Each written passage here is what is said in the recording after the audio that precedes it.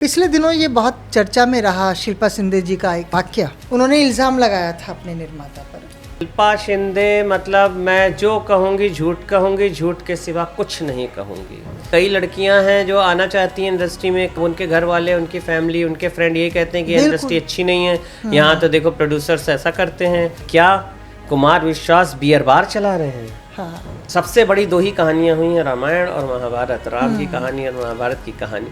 क्या कारण है कि शेखर सुमन जी का जो शो है वो टॉप पर चला गया और कपिल शर्मा के शो की नीचे इस तरह आया है? कपिल शर्मा में सिर्फ आपको फूहड़ हास्य होता है, लड़कियां बने हुए आदमी होते हैं और वो बिलो द बेल्ट बातें करते हैं।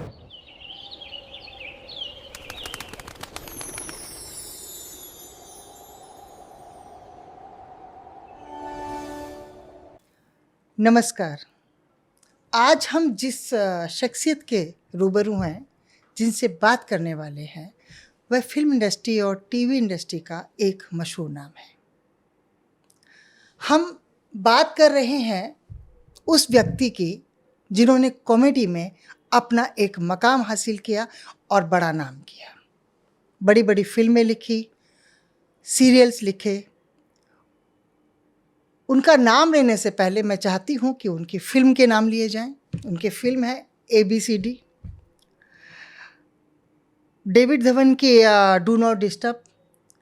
टीवी सीरियल में जो सुपरहिट रहा, एक लंबे समय तक चला, वो था FIR, लापतागंज, तेनालीरामा, वागले की दुनिया, जिनी और जूजू। ऐसे कॉमेडी के बादशाह कहे जाने वाले राइटर हमारे बीच मौजूद हैं। हम बात कर रहे हैं अमित आर्यन जी की। बहुत बहुत स्वागत है अमित जी आपका। Thank you so much. बहुत शुक्रिया, आपने समय दिया, आप आए। Thank you for having me here. मुझे बहुत खुशी हो रही है आपके साथ बैठ के। आपको सामने देखकर हमें बहुत खुशी हो रही है। Thank you so much. इतनी व्यस्तता के बावजूद आपने समय निकाला और आप आए। बिल्कुल। अमित जी, आप लखनऊ से आते हैं, तो लखनऊ से जो मुंबई का जो ये आपका सफ़र है, आप जब आए तो क्या ये आपने तय कर लिया था कि मुझे मुंबई जाना है और वहाँ मुझे जाकर के कॉमेडी सीरियल्स लिखने हैं या कॉमेडी लिखनी है फिल्मों में? ऐसा कुछ प्लान था? कब से हुआ सिलसिला ये शुरू? मैंने तय नहीं कर लिया था, अच्छा। ये वक्त ने तय कर लिया था। क्योंकि हम्म। तय करने वाला तो वक्त है, हम क्या तय करेंगे। और वक्त ने कुछ यूं तय कर लिया था कि एक बहुत ही इंटरेस्टिंग किस्सा है मेरी ज़िंदगी का, जहाँ से आपको अंदाज़ा हो जाएगा कि वक्त ने कैसे इस चीज़ को तय किया था। मैं करीब 5 साल का था, 5 साल का था और हमारे घर में, जैसे कि आपको पता ही है कि दिवाली के टाइम घर में नई पेंट होता है, सारी चीज़ें।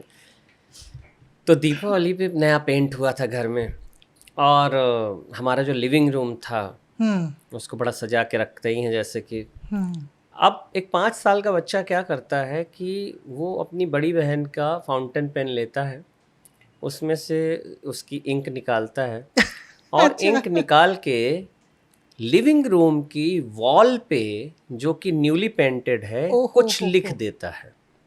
अब गेस कीजिए क्या लिखेगा एक 5 साल का बच्चा। सोचिए क्या आप क्या लिखेगा एक 5 साल का बच्चा दीवार कुछ पे? भी ABCD, ASEANAR, कुछ इस टाइप का लिख देगा या कोई चित्र बना देगा। बिल्कुल। लेकिन उस 5 साल के बच्चे ने दीवार पे लिखा उस स्याही से फिल्म। ओह जी।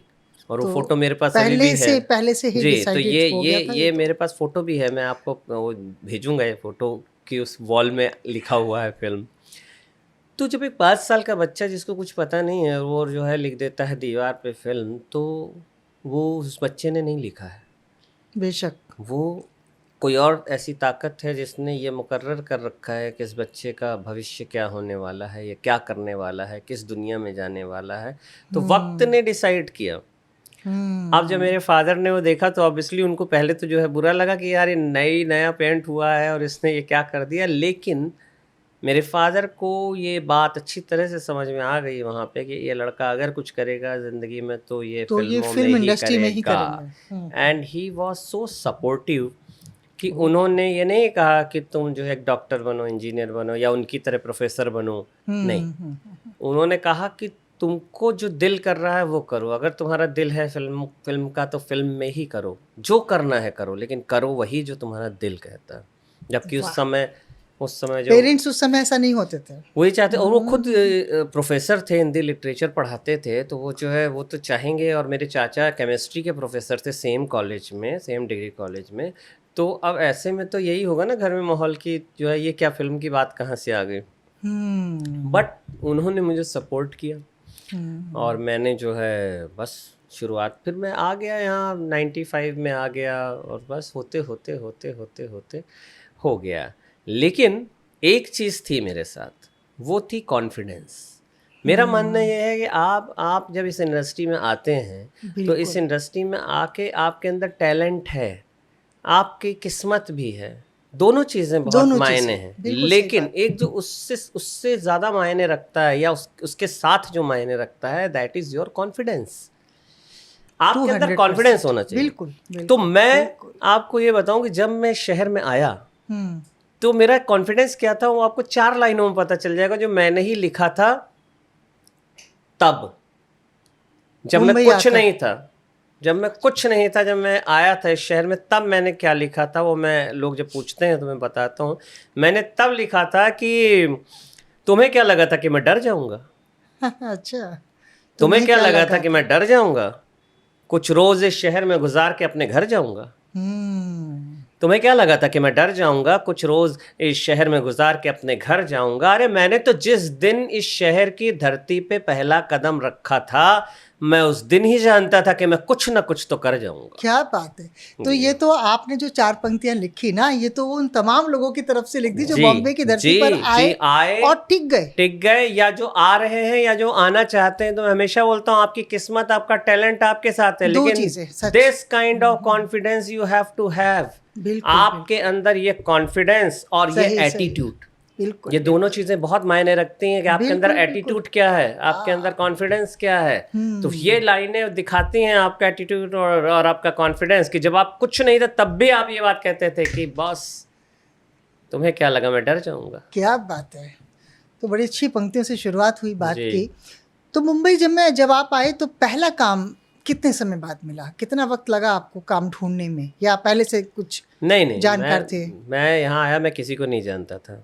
अच्छा। मैं किसी को नहीं जानता था यहाँ पे, और मैं आया, मैंने कोशिशें की, तलाशना शुरू किया। तो ये हुआ कि अगर मैं डायरेक्शन से शुरू करूँ तो मुझे जो है क्राफ्ट की समझ आएगी कि कैसी चीज़ें क्या, क्योंकि डायरेक्शन तो हर चीज़ में इन्वॉल्व होता है।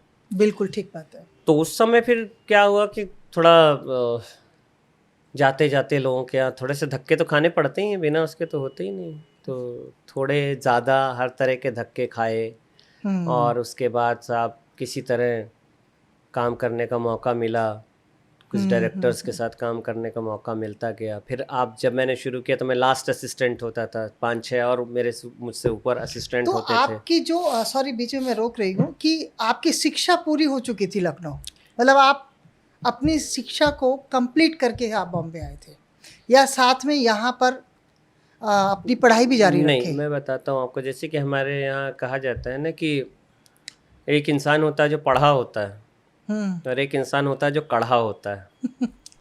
तो मैं बहुत ज़्यादा पढ़ा नहीं, लेकिन मैं पढ़ने के साथ कढ़ता गया, बस ये है मेरे साथ। तो मैं जिस समय यहाँ पे आया उस समय बीए कर रहा था। अच्छा। तो मैं बीए से आगे फिर कर नहीं पाया, क्योंकि मैं फिर यहाँ पे इतना काम करने लगा था।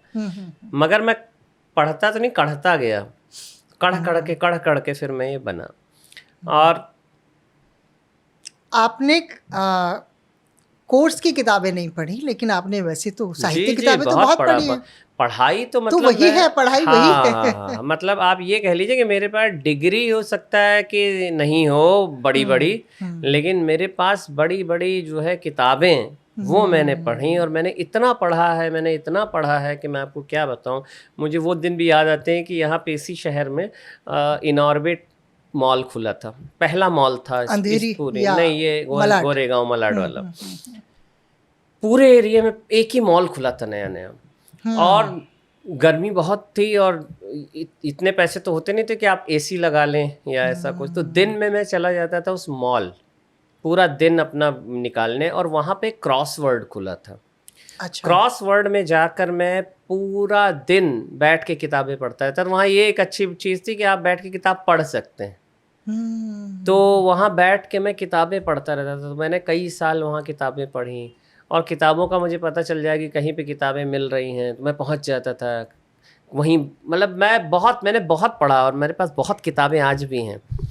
तो मैं बस वो कढ़ता गया उन किताबों के साथ, पढ़ते गए साहित्य को और करते गए। हाँ। वाह, जी बहुत अच्छा आपने कहा। जी क्योंकि हमारे कोर्स की किताबों को तो वैसे भी साहित्यकारों ने बहुत ज़्यादा तवज्जो जी दी जी नहीं। जी जी जी जी। तो आपको जो पहला काम मिला वो कौन सा और कैसे मिला? पहला काम मुझे मिला मेरे मेरे साथ जो है ना, मैं जब छोटा भी था ना, तो मैं जो आया इस इंडस्ट्री में, तो उसके लिए क्रेडिट हमेशा बच्चन साहब को जाता है। उनको ही देखता था मैं छोटे में, उन्हीं को ही, वही रोल मॉडल थे। पहली फिल्म भी ज़िंदगी में मैंने जो देखी अपनी होशो आवाज़ में, वो बच्चन साहब की थी। अच्छा। तो बच्चन साहब को देख देख के आ गया था मैं यहाँ, और इत्तेफाक किस्मत देखी कि मेरी ज़िंदगी का पहला काम उनकी ही कंपनी से शुरू किया मैंने, ABCL से, अमिताभ बच्चन ने जो कंपनी बनाई थी, अच्छा, अच्छा, अच्छा। उसमें मैं ज्वाइन हुआ एज एन असिस्टेंट डायरेक्टर। वहाँ से मैंने काम शुरू किया। फिर तो खैर धीरे धीरे काम मिलता गया, लेकिन संघर्ष तो बना रहा। संघर्ष तो मेरा समझिए 2006 तक बना रहा। 95 में आया था मैं, 11 साल संघर्ष बना रहा, क्योंकि जब तक आपको एक स्टारडम इस इंडस्ट्री में नहीं मिलता है तब तक संघर्ष है। जबकि मैंने सोप भी लिखे, मैंने अवार्ड्स भी लिखे, मैंने एड फिल्म्स भी लिखी, सब लिखी थी, लेकिन जब तक FIR नहीं आ गया, 2006 में जिस दिन FIR आया, और उसके बाद वो इतना ज़बरदस्त हिट हुआ कि वहाँ से सारा स्ट्रगल ख़त्म हुआ लाइफ का, सारी एक लंबा हाँ टाइम से चल रहा है हाँ FIR। बहुत लंबा चला, और अभी भी सोशल मीडिया वगैरह पे तो सोशल मीडिया पे, इतना यूट्यूब पर पॉपुलर, है, इतना ज़्यादा पॉपुलर है। तो इसीलिए क्या है, अब लोग मुझे मिलते हैं, कहते हैं कि अरे साहब आप तो हर अवार्ड जीतते हैं, आपने तो सारे बड़े शोज़ आपने लिखे कॉमेडी के, आपने ये किया वो किया वो किया। तो मुझे हमेशा जो है वो बशीर बद्र साहब का वो शेर याद आता है हमेशा ऐसे में कि जब से चला हूँ मंजिल पे मेरी नज़र है, जब से चला हूँ मंजिल पे नज़र है, आँखों ने कभी मील का पत्थर नहीं देखा। और ये फूल मुझे क्या विरासत में मिले हैं, ये फूल मुझे क्या विरासत में मिले हैं, किसी ने तुमने मेरे कांटों भरा बिस्तर नहीं देखा। वाह। तो बात वही है कि दिखने में तो ये लगता रहे यार ये आदमी सक्सेसफुल है, ये आदमी बढ़िया है, जो है इसको ये हो रहा है, लेकिन पीछे की कहानी में संघर्ष तो होता है यार किसी के। बिना संघर्ष के बिना संघर्ष के तो संभव ही नहीं। और मेरा मानना है कि बिना संघर्ष के अगर कुछ संभव है भी तो वो फिर टिकता नहीं है, क्योंकि संघर्ष का दूसरा नाम है अनुभव। वो आप अनुभव है वो आपका, जो आपको टिकाए रखता है आपकी पोजीशन पे, तो यही है। ये सभी के लिए, जो हमारी और युवा पीढ़ी आने वाली है या आने का प्लान कर रही है, सोच रही है या आ चुकी है, तो 3 चीज़ें मान ले आपके हिसाब से कि एक तो लक, भाग्य, एक आपकी खुद की मेहनत और आपका टैलेंट, और उसके बाद कॉन्फिडेंस। आप कॉन्फिडेंस से भरे होने चाहिए कि ये काम मैं कर सकता हूँ। बहुत अच्छा आपने कहा। तो जब आप ये काम कर रहे थे, आपने बहुत बड़ी बड़ी फिल्में लिखी हैं, आपने कई बड़े डायरेक्टर्स के साथ काम किया है, किसके साथ मज़ा आया काम करके? मुझे क्योंकि वो भी कॉमेडी फिल्म थी जो आपने लिखी है। हाँ, नहीं मज़ा मुझे सबके साथ आया, लेकिन मैंने सबसे ज़्यादा सीखा डेविड साहब से, डेविड धवन जी से। डेविड धवन साहब से मैंने सीखा बहुत। हालांकि जिस वक्त उन्होंने मुझे फिल्म दी अपनी, उस वक्त भी मैं बहुत ज़्यादा नाम कॉमेडी में बना चुका था, क्योंकि FIR वगैरह सब हिट था, वही देख के उन्होंने दी थी फिल्म। ऑब्वियसली उन्होंने वो FIR देखते थे, उन्हें पसंद था, तो उन्होंने कहा कि मुझे इनसे ही लिखवाना है। लेकिन मैं जब उनके साथ काम कर रहा था तो मैंने महसूस किया कि आपने कोई चीज़ लिखी, हिट हो गई, आपका नाम हो गया, सब है, लेकिन बहुत सी बारीकियाँ कॉमेडी की ऐसी हैं जो कि आपको सीखनी चाहिए। तो वो मैंने उनके साथ काम करते हुए, जब मैं डू नॉट डिस्टर्ब लिख रहा था, मैंने बहुत सीखा उनसे। बाकी मैंने किसी से ऐसे, मतलब मुझे ऐसा कोई लगा नहीं जिससे मैं कुछ बहुत ज़्यादा सीख सकूं।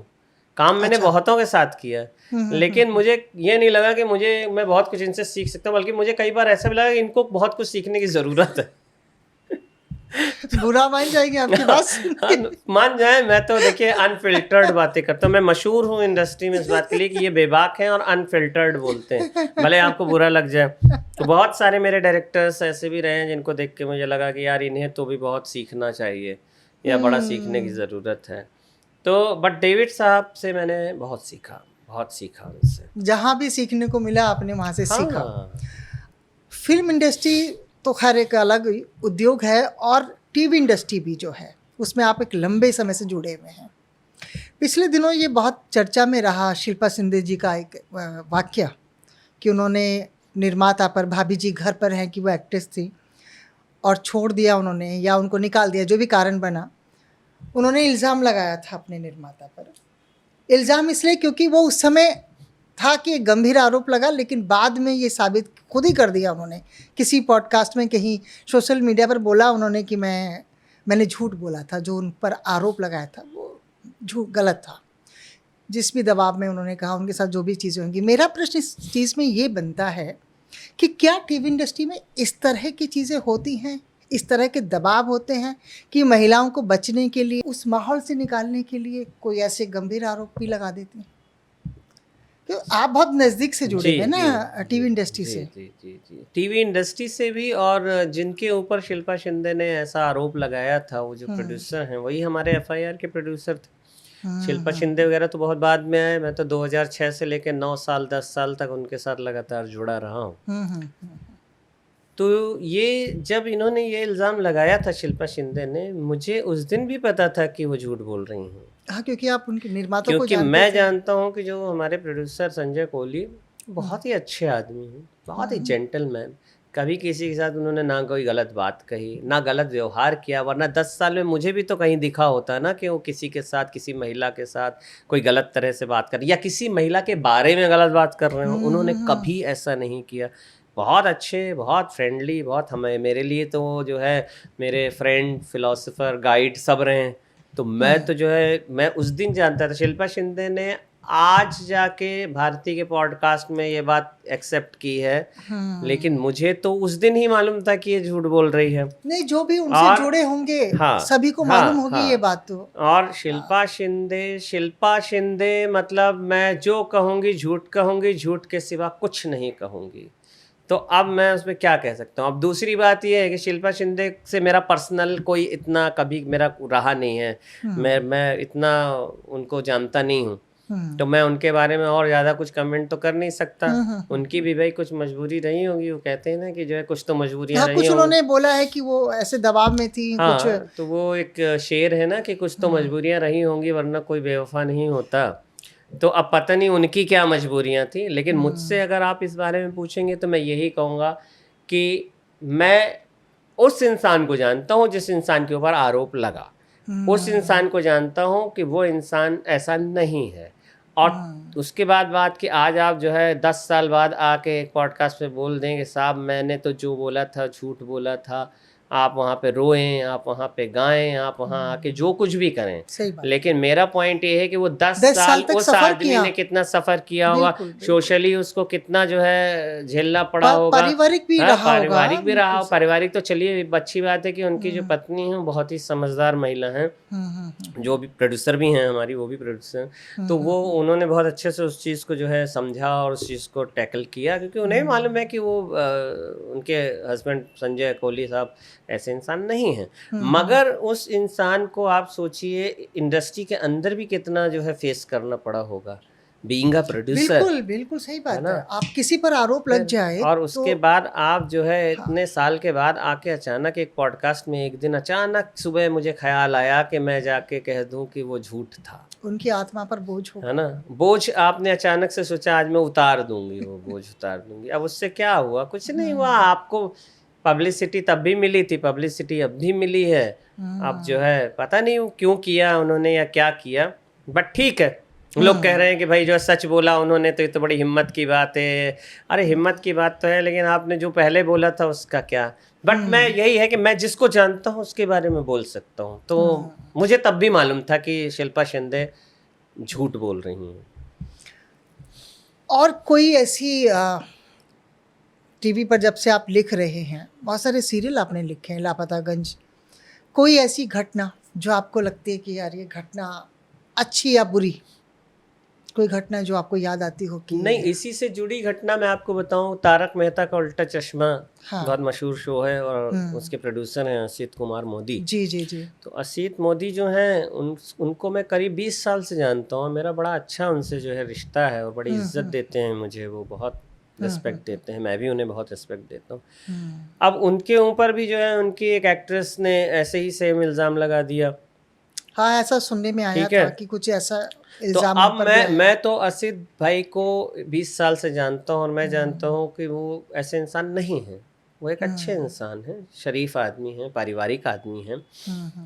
अब उनके ऊपर अगर ऐसा आपने इल्ज़ाम लगा दिया तो बात वही है कि अब एक दिन हो सकता है कल को वो भी उठ के किसी पॉडकास्ट में जाके बोल दें कि मैंने झूठ बोल दिया था। मगर क्योंकि वो जो एक्ट्रेस हैं उनको मैं पर्सनली नहीं जानता हूँ, इसलिए मैं उस पर भी ये उनके ऊपर टिप्पणी नहीं कर सकता हूँ कि उन्होंने सच बोला, झूठ बोला, उन्होंने क्यों बोला, क्या बोला।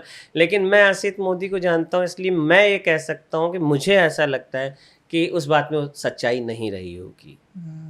ऐसा है। बाकी तो घटनाएं होती रहती हैं। लेकिन ऐसी घटनाओं का होना, उससे होता क्या है कि जो इंडस्ट्री से जुड़े हुए लोग नहीं हैं, जो बाहर है, इंडस्ट्री के लोग इंडस्ट्री को जानते हैं, समझते हैं, उसकी कमियां भी खूबियां भी सब जानते हैं। लेकिन बाहर के लोग जो हैं वो तो इस तरह की बातें सुनते हैं तो पूरी तरह से मान लेते हैं कि हाँ, अगर इल्ज़ाम लगाया है तो ये सही होगा। हाँ बिल्कुल। और उसका गलत इंप्रेशन पड़ता है बाहर एक जो खबर जाती है। बाहर अब ये है कि कई लड़कियां हैं जो आना चाहती हैं इंडस्ट्री में, कुछ करना चाहती हैं। अब उनके घर वाले, उनकी फैमिली, उनके फ्रेंड ये कहते हैं कि इंडस्ट्री अच्छी नहीं है, यहाँ तो देखो प्रोड्यूसर्स ऐसा करते हैं, वो देखो इतने बड़े प्रोड्यूसर ने ऐसा कर दिया। तो इसका फर्क तो पड़ ही जाता है, तो उसमें तो कोई डाउट ही नहीं है। ऐसे लेखक, मेरा प्रश्न है आपसे, और जिनके बारे में मैं ये सवाल करने वाली हूँ, वो भी लेखक की से कविता से ही शुरुआत हुई थी, उनकी दोस्त भी हैं, कुमार विश्वास, डॉक्टर कुमार विश्वास।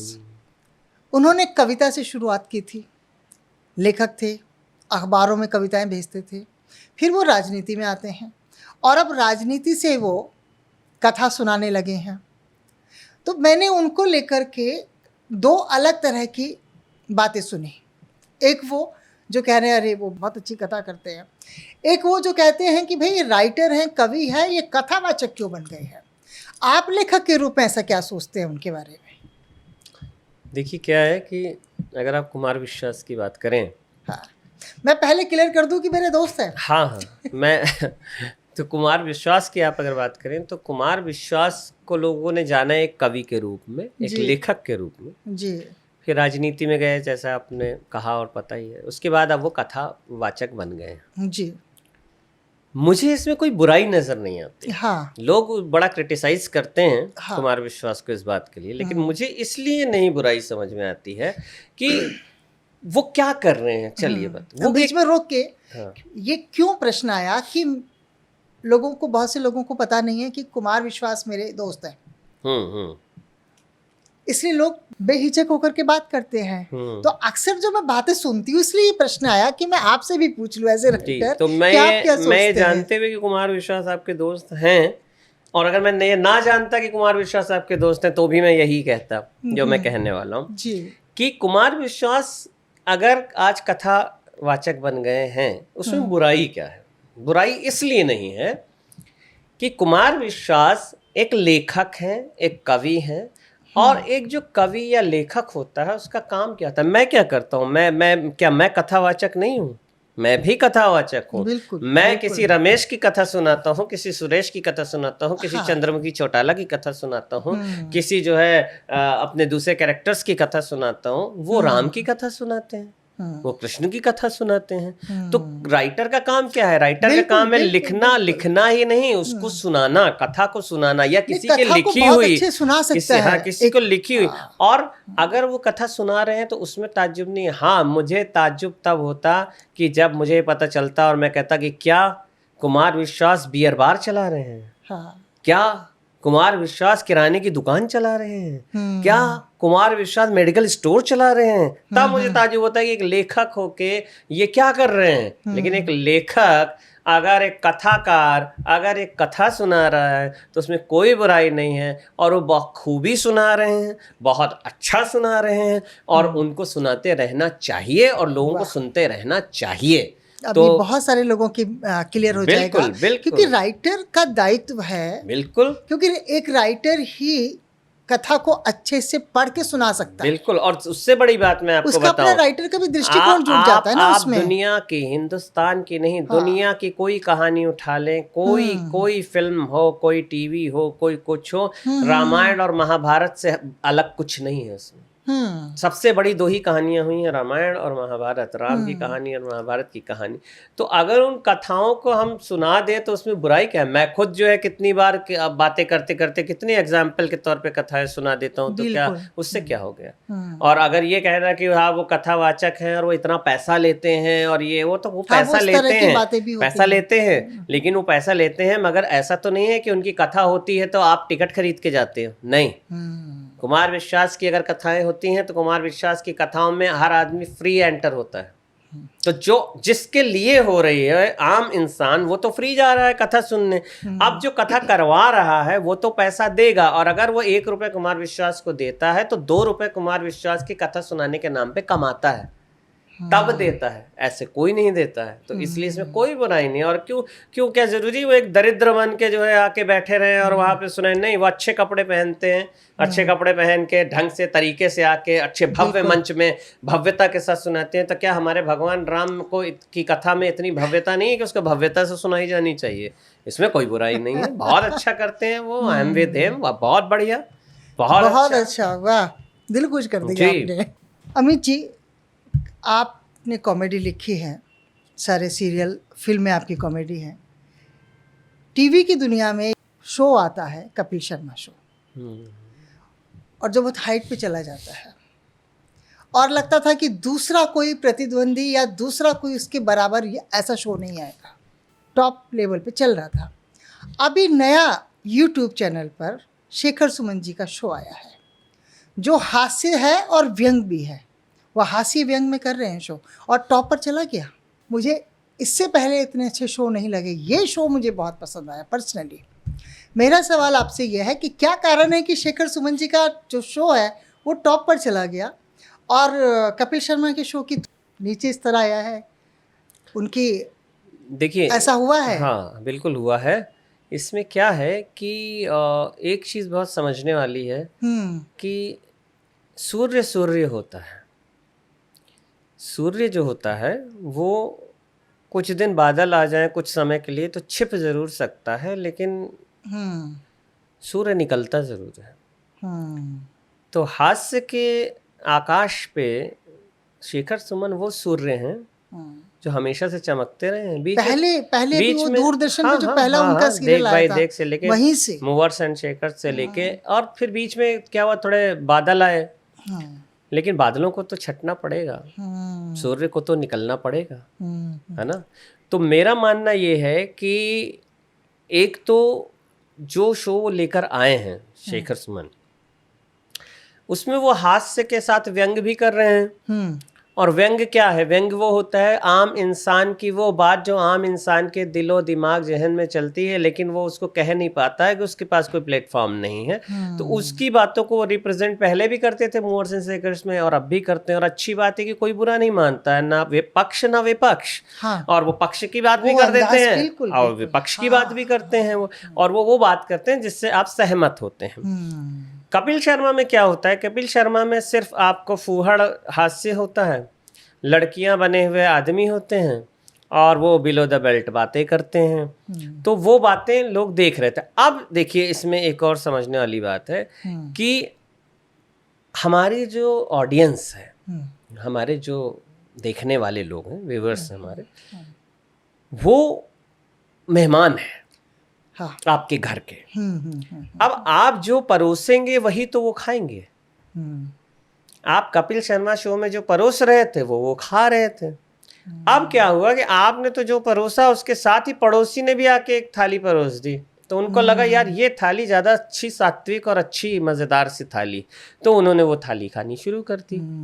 तो शेखर सुमन का शो आया, उसमें कहीं भी कोई अभद्रता नहीं, बिल्कुल कोई बिलो द बेल्ट बात मैंने नहीं देखे है, उनके एपिसोड, कोई बहुत बिलो द शानदार बेल्ट बात नहीं है। शो है ये। अब हालत ये है कि फिल्मों के प्रमोशन के लिए एक मोनोपोली थी कि वहीं जाना पड़ेगा। अब क्या, अब लोग आ रहे हैं शेखर सुमन के पास, ठीक। और आपके पॉडकास्ट से मैं आज एक भविष्यवाणी करता हूँ कि शेखर सुमन का शो का जो अगला सीजन है वो नेटफ्लिक्स या अमेजॉन प्राइम से नीचे आपको कहीं दिखाई नहीं अरे देगा, वाह, क्योंकि इतना पॉपुलर इतने कम समय में तो कपिल शर्मा भी नहीं हुआ। अब मैं आपको एक बहुत बड़ा डिफरेंस बताता हूँ इन दोनों शो का। डिफरेंस ये है कि कपिल शर्मा को आप खड़ा कर दीजिए कहीं पे और बोलिए आधे घंटे लोगों को हंसा के दिखाओ अकेले, उनसे नहीं होगा। 5 मिनट नहीं हंसा सकता वो आदमी अकेले सबको, ठीक है। टीम वर्क के साथ हो पाता है। अब क्या है, वहां पे कृष्णा अभिषेक भी है, कीकू भी है, फिर पहले अली असगर थे, फिर वो ये भी हैं, फिर वो भी हैं, वो सब कर रहे हैं, सुनील ग्रोवर है, वो सब कर रहे हैं काम, तब जाके जो है साहब जो है चल रहा है मामला। यहाँ फर्क क्या है, यहाँ शेखर सुमन अकेले हंसा रहे हैं लोगों को, अकेले मजा दे रहे हैं लोगों को, अकेले परफॉर्म कर रहा है वो आदमी। और जब वो इंटरव्यू भी करता है तो उसमें उसकी एक परफॉर्मेंस है, एक बात है, एक बोलने का तरीका है, एक फ्लो है, एक एनर्जी है, बिल्कुल बिल्कुल, जो कपिल शर्मा में नहीं। हाँ, ठीक है, तो इसलिए लोग जो देख रहे हैं उन्हें मजा आ रहा है कि यार ये शेखर सुमन आता है और आके जब बोलना शुरू करता है, फिर इसको भी नहीं छोड़ रहा है, उसको भी नहीं छोड़ रहा है, और कोई गलत बात भी नहीं कह रहा है, कोई बिलो द बेल्ट बात भी नहीं कह रहा है, लोगों की इज्जत भी कर रहा है, लोगों को सम्मान भी दे रहा है, लोगों की ऐसी तैसी भी कर रहा है, मजे भी कर रहा है, खुद भी हंस रहा है, हमें भी हंसा रहा है, और जो है मेहमान भी आ रहे हैं, मेहमानों से बातें हो रही हैं, मेहमानों से भी बड़ी अच्छी बातें हो रही हैं, बहुत ढंग की बातें हो रही हैं, बढ़िया बातें कर रहे हैं। तो क्यों ना हम इस आदमी को देखें, क्योंकि अब हमारे पास वो थाली है जो थाली ज्यादा अच्छी है। उस थाली से, जिस थाली को हम आज तक खाते आए हैं, जो हमें परोसी गई है, जिसमें कि गंदगी, अभद्रता, सब कुछ रहा है। ये कहा जा सकता है कि पहले ऑप्शन नहीं था, पहले ऑप्शन नहीं था, और अभी मैं तो, जो और मैं है बेहतर ऑप्शन है, बेहतर ऑप्शन है। और मैं तो जो है, मुझसे कोई पूछता है शेखर सुमन के बारे में, तो मैं शेखर जी के बारे में हमेशा अपनी लिखी जो है कुछ लाइनें बोलता हूँ, उसमें से 2 लाइनें बोल देता हूँ यहाँ पे। मैं हमेशा कहता हूँ कि न प्रश्न है न चिन्ह है, न प्रश्न है न चिन्ह है, वो शेखर सुमन है, वो सबसे भिन्न है।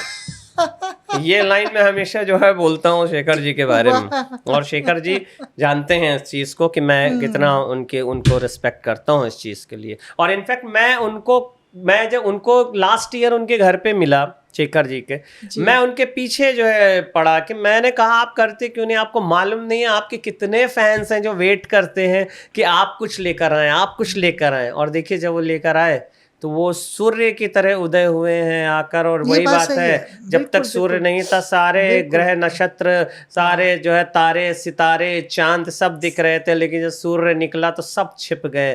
तो यही होता है। और अब देखिए मैं एक चीज़ वही कहता हूँ कि न अरमा न वर्मा न शर्मा, न अरमा न वर्मा न शर्मा, शेखर सुमन है सबसे सूरमा। वाह, ये बात मैं कहता हूँ। तो जब वो सूरमा बाहर निकलता है तो फिर तो कहाँ कोई जो है दिखाई देगा। अर्जुन है, अर्जुन गांडीव लेके जो निकला हुआ है अपने तरकश से, देखिए व्यंग के जो वो तीर मार रहे हैं, बहुत जबरदस्त तीर मार रहे हैं, यूनिक अंदाज में आए हैं। बिल्कुल। और एज देखिए, एनर्जी देखिए, उस आदमी की एज 60 प्लस का, मतलब अर्ली 60 भी नहीं, लेट 60 में जो आदमी चल रहा हो, वो इन सबको, ये पूरी फौज के, वही बात है ना कि पूरी फौज एक तरफ आती है और एक तरफ एक अकेला आदमी तीर चला रहा है। तो ये सारी फौज को ध्वस्त करके रख दिया है उस एक आदमी ने इस उम्र में। और एनर्जी देखिए, 20 साल पहले का मूवर्स एंड शेखर्स उठाकर देखिए और आज का ये देखिए, सेम एनर्जी, कहीं से कोई कमी नहीं। सो ऐसे ही नहीं कोई शेखर सुमन बन जाता है, कुछ तो बात होती है। बहुत अच्छा। अभी जी एक सवाल आता है ख्याल में कि हमारे जो टीवी सीरियल्स हैं उसमें महिलाओं पे वो दबी कुचली, महिलाओं उन पर साजिशें चल रही हैं, महिलाएं भी कर रही हैं और महिलाएं दबी कुचली भी हैं। वहीं पर एक सीरियल जो आपका लिखा हुआ है FIR, उसमें एक महिला कविता कौशिक जो उस किरदार को निभा रही हैं।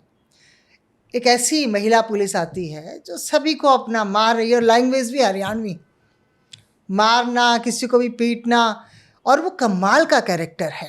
क्यों ऐसे बना ये सीरियल कि और लोगों ने एक्सेप्ट भी कर लिया, पुरुष समाज ने भी एक्सेप्ट कर लिया, तभी तो वो चल रहा है, इतने लंबे समय तक चला।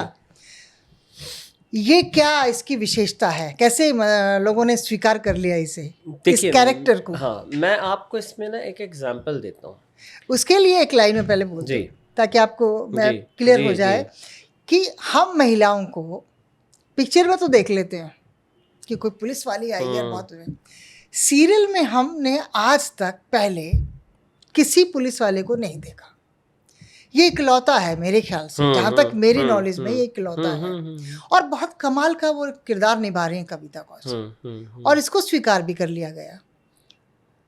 क्या वजह है इसकी, क्या हो सकता अगर हम इसमें ना थोड़ा हिस्ट्री में पीछे जाना पड़ेगा हमें, है? तो हम जाते हैं और राजेश खन्ना का दौर है, और राजेश खन्ना का दौर है, वो कह रहे हैं मेरे सपनों की रानी कब आएगी तू, फिर वो कह रहे हैं रूप तेरा मस्ताना, और ये शाम मस्तानी मदहोश किए जाए, ये सब चल रहा है, बहुत अच्छा माहौल चल रहा है, बहुत बढ़िया, देश में मज़ा चल रहा है, रोमांस हो रहा है, ये हो रहा है। फिर अचानक से इमरजेंसी आ जाती है, देश में इमरजेंसी लग जाती है, देश में माहौल बदल जाता है, एकदम चेंज होता है। अब क्या है, अब जो युवा है, जो यूथ है, वो भरा हुआ है देश का, उसके अंदर एक गुस्सा है, एक आक्रोश है उसके अंदर, और वो जो है जवाब देना चाहता है, समाज को जवाब देना चाहता है, सरकार को जवाब देना चाहता है, अपना हक मांगना चाहता है वो। और उसके बाद क्या होता है, अचानक से एक फिल्म आती है जंजीर, उसमें एक पुलिस वाला आता है जिसका नाम है विजय, और वो एक नए स्टार का जन्म होता है जिसका नाम है अमिताभ बच्चन। तो अमिताभ बच्चन को बनाने में इस देश का युवा, उसका बड़ा हाथ है। क्यों? क्योंकि वो इमरजेंसी से जो आक्रोश था, वो आक्रोश उन्होंने उस आदमी के अंदर देखा, वो गुस्सा उस आदमी के अंदर देखा, जो जाके जो है सीधा मारना शुरू करता है, कि वो सीधा लात मारता है कुर्सी में, बोलता है जब तक बैठने के लिए ना कहा जाए तो चुपचाप खड़े रहे, या तुम, ये जो है पुलिस स्टेशन है, तुम्हारे बाप का घर नहीं। जो कहता है कि मैं आज भी फेंके हुए पैसे नहीं उठाता हूँ, जो कहता है कि जो है मैं आज, मेरे पास गाड़ी है, बंगला है, ये है, वो है।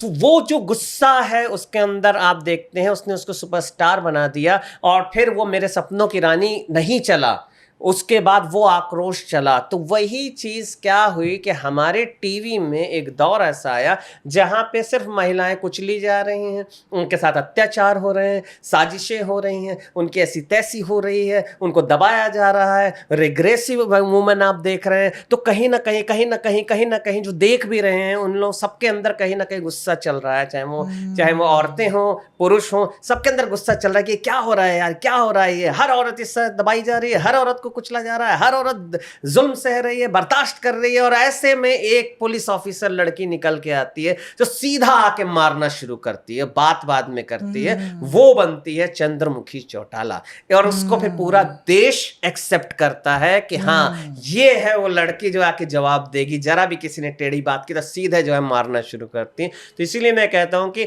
अमिताभ बच्चन जैसे तब थे, वैसे ही लेडी अमिताभ बच्चन अगर कोई बना तो वो है कविता कौशिक, चंद्रमुखी चौटाला। और जिस तरह से कविता कौशिक ने उस कैरेक्टर को फिर प्ले किया चंद्रमुखी चौटाला को, वैसा तो मैं हमेशा हर जगह कहता हूं कि शायद अगले 100 सालों तक मुझे नहीं लगता कि कोई जो है दोबारा ऐसा कविता कौशिक जैसा चंद्रमुखी चौटाला के कैरेक्टर को प्ले कर सकता है। तो ये रीज़न था कि वो ऐसा चला, लोगों ने ऐसा उसको पकड़ा उस शो को, कि वो आज भी इतना पॉपुलर है। आपसे बात करके समझिए कि मेरी नॉलेज में इजाफा हो रहा है, अरे इस रूप से कि इस परिदृश्य से मैंने नहीं सोचा था जिंदगी को कि अमिताभ बच्चन का ये जो रोल था, ये जो रूप था, क्यों पसंद किया गया। आपने जो तथ्य जोड़े कि वो इमरजेंसी का यही आक्रोश, वो अंदर एक घुटन भरा आक्रोश, वो बाहर निकला और लोगों को लगा कि हम कर रहे हैं। मतलब अमिताभ बच्चन जो प्ले कर रहे थे, अमिताभ बच्चन साहब जो प्ले कर रहे थे, वो लोगों को लगा कि ये हमारे अंदर की चीजें हैं जो निकल रही हैं। कि साहब जो है जहाँ पे ये डायलॉग चलता था, कैसे जोड़ा आपने। जी बिल्कुल, ये फैक्ट है, ये इट्स अ फैक्ट। बहुत सारे लोगों को पता नहीं है, इसलिए मैं आज अच्छी बात है कि इस पॉडकास्ट से लोगों को इस पॉडकास्ट से लोगों को ये कनेक्शन पता चलेगा कि इस सक्सेस का राज क्या था और उस सक्सेस का राज क्या था कि जहाँ पे एक एक्टर बोलता था कि आई हेट टीयर्स और तालियां बज जाती थी, बाद में वही एक्टर वही बोले आई हेट टीयर्स तो कोई पूछता नहीं था, लेकिन पूछता क्या था कि जो है तुम लोग मेरा वहाँ इंतजार कर रहे हो, मैं यहाँ तुम्हारा इंतजार, और अब ये चाबी तुम्हारी जेब से निकाल के मैं दरवाजा खोलूंगा। ये जो सब चीजें आई वो वही आक्रोश था और लोगों ने सालों साल जो है उसको जो है सर पे बिठा के रखा। तो ये कनेक्शन है। बहुत अच्छा कनेक्शन बताया जी, आपने, वाह जी। मजा आ गया आपका जवाब सुन के। अमित जी, आप कॉमेडी के धुरंधर कहे जाते हैं राइटिंग की दुनिया में। क्या कारण है कि धुरंधर जैसी फिल्में, पुष्पा जैसी फिल्में वो सुपर डुपर हिट हो रही? धुरंधर ने तो सारे रिकॉर्ड तोड़े हैं और एक लंबी फिल्म, उसका जो अवधि है वो भी लंबी है, लेकिन लोगों ने देखा है उन फिल्मों को। क्या कारण बनता है कि हम जो फिल्में देखते थे पहले ऋषिकेश मुखर्जी की, जो कि हल्की फुल्की कॉमेडी के साथ साथ मैसेज भी देती थी, समाज को मैसेज देती थी, वो फिल्में आज अगर बन भी रही हैं, उस तरह की फिल्में, मैसेज देने वाली फिल्में, तो वो नहीं चल रही हैं उतना जितना कि ये मसाला फिल्में चल रही हैं, जितना कि धुरंधर टाइप से। जी, इसका क्या कारण आपको समझ में आता है? इसका कारण देखिए ये है कि अगर ये फिल्में चल रही हैं हाँ। तो अपने आप में ये एक उत्तर है कि लोगों को पसंद आ रही हैं ना, तभी चल रही हैं। बिल्कुल। पसंद क्यों आ रही हैं और मैसेज देने वाली फिल्में क्यों नहीं लोग जो है देखना चाह रहे हैं? क्योंकि आप फ्री में नहीं दिखा रहे हैं फिल्म, आप पैसे लेते हैं फिल्म दिखाने के। और आज अगर आप एक मल्टीप्लेक्स में फिल्म देखने जाते हैं तो 300 रुपए का आप टिकट खरीदते हैं। अकेले नहीं जाते हैं, आप पूरे परिवार के साथ जाते हैं। 4 लोग हैं तो आप 1200 रुपए के तो सिर्फ टिकट खरीदते हैं और उससे महंगा पॉपकॉर्न। अंदर जाके फिर खाते हैं आप पॉपकॉर्न, बच्चे लेंगे पॉपकॉर्न, सब खाएंगे पॉपकॉर्न, कॉफ़ी, चाय, कोल्ड ड्रिंक, समोसा, तो सब मिला जुला के आप अगर एक फिल्म देखने जाते हैं तो उस फिल्म की आपको लागत औसतन बैठती है 2500-3000 रुपये। तो 2500-3000 रुपये अगर मैं देता हूँ किसी चीज़ के लिए, खर्च करता हूँ, तो बदले में मुझे क्या चाहिए? एंटरटेनमेंट। दूसरी तरफ मैं अगर वो फिल्में देखने जाता हूँ जिस फिल्म में के अंदर एंटरटेनमेंट नहीं है, मैसेज है, और खर्चे मेरे इतने ही हैं। ऐसा नहीं कि वो मुझे 20 रुपए में टिकट मिल रहा है, 10 रुपए में पॉपकॉर्न मिल रहा है, 5 रुपए में चाय मिल रही है, नहीं, खर्चे वही हैं। तो मुझे क्या चाहिए? मैं अंदर जाके इतना पैसे खर्च करने के बाद अगर मुझे वो मज़ा नहीं मिल रहा है, एंटरटेनमेंट नहीं मिल रहा है, तो मैं क्यों जाऊँ?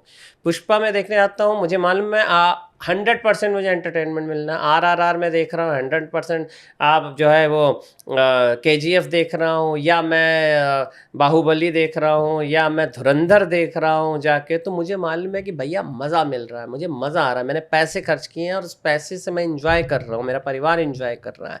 तो हमारे जो फिल्म इंडस्ट्री है उसमें एक बहुत बड़ी विदुषी हुई हैं, साध्वी जी, जिनका नाम है विद्या बालन जी।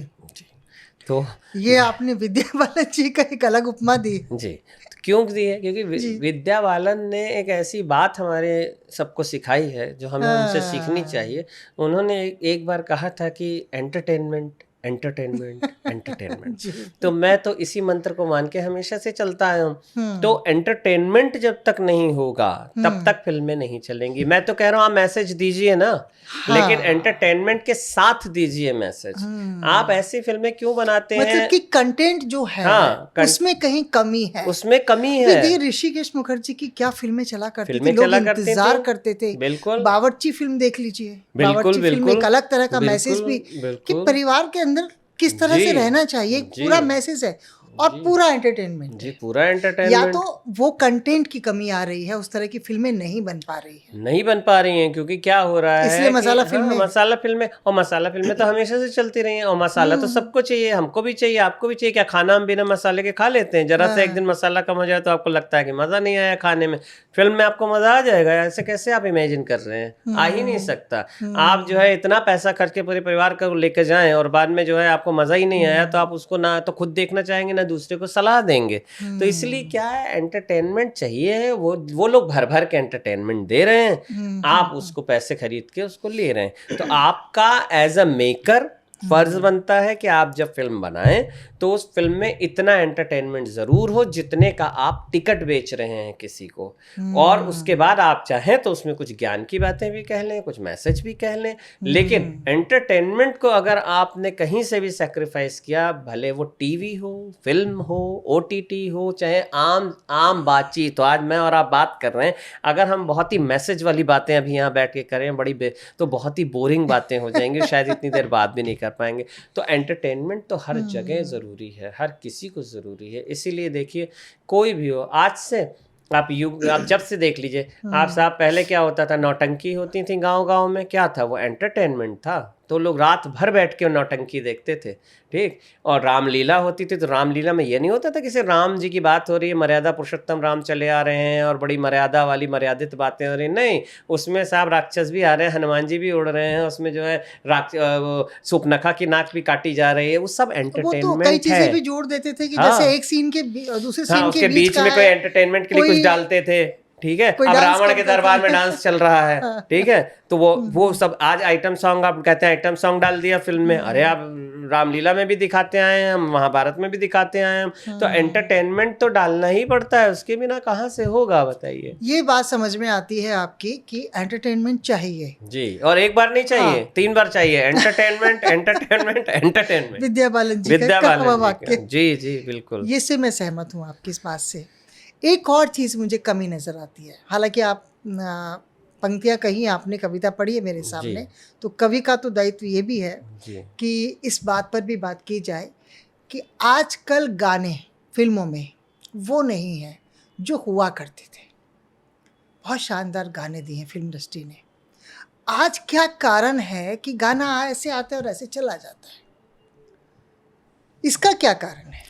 इसका कारण क्या है मैं आपको बताऊं। इसका कारण ये है कि कमी लगती है अमित जी हमें, क्योंकि हम जब सुनते हैं नए गाने को तो कुछ तो गाने समझ में नहीं आते, और हम एक तरह से इंतजार में हैं कि कोई गाने आए, अच्छे गाने आए। नहीं, अच्छे गाने आज भी आते हैं और बहुत अच्छे गाने आते हैं, लेकिन क्या हो गया है, अब बहुत ज़्यादा देर तक टिकते नहीं हैं। टिकते क्यों नहीं हैं? क्योंकि बहुत ज़्यादा आ रहे हैं। पहले ज़माने में क्या होता था, 50s 60s 70s तक में, इवन 80s तक में उतनी क्वांटिटी नहीं थी, ना उतनी फिल्में बनती थी, ना उतने गानों की क्वांटिटी थी। तो गानों पे क्या होता था, एक म्यूजिक डायरेक्टर है, उसके पास 10 गाने उसको साल में बनाने हैं, तो वो बड़े इत्मीनान से वो गाने बनाए जाते थे, इत्मीनान से लिखे जाते थे, होड़ नहीं थी, इत्मीनान से गाए जाते थे। आज क्या, आज हर आदमी इतना म्यूजिक बना रहा है, और हर आदमी तो म्यूजिक बना रहा है, तो अब जो होड़ लगी हुई है कि इसका ये आ गया तो हम इसमें ये बना देंगे, अच्छा ये गाना चल गया तो इसी टाइप के गाने हम बना देंगे। तो वो जो होड़ है जो आपस में लगी, और क्वांटिटी, आज आप एक फिल्म आती है, उसका गाना आता है, बोलते हैं वाह यार क्या गाना है, कितना अच्छा गाना है। इससे पहले कि वो गाना पूरी तरह से आप में समा पाए, कुछ और आ जाता है, फिर कुछ और आ जाता है, तो वो जो है फेड आउट बहुत जल्दी हो रहा है, उसकी उम्र उतनी नहीं रह गई गानों के। 90s क्योंकि जैसे ही हम पर किसी गाने का असर हो, उससे पहले एक और नया गाना। 90s तक ये था कि हाँ, तब तक गानों का असर, 90s के गानों का असर आज भी है, देखिए, ठीक है।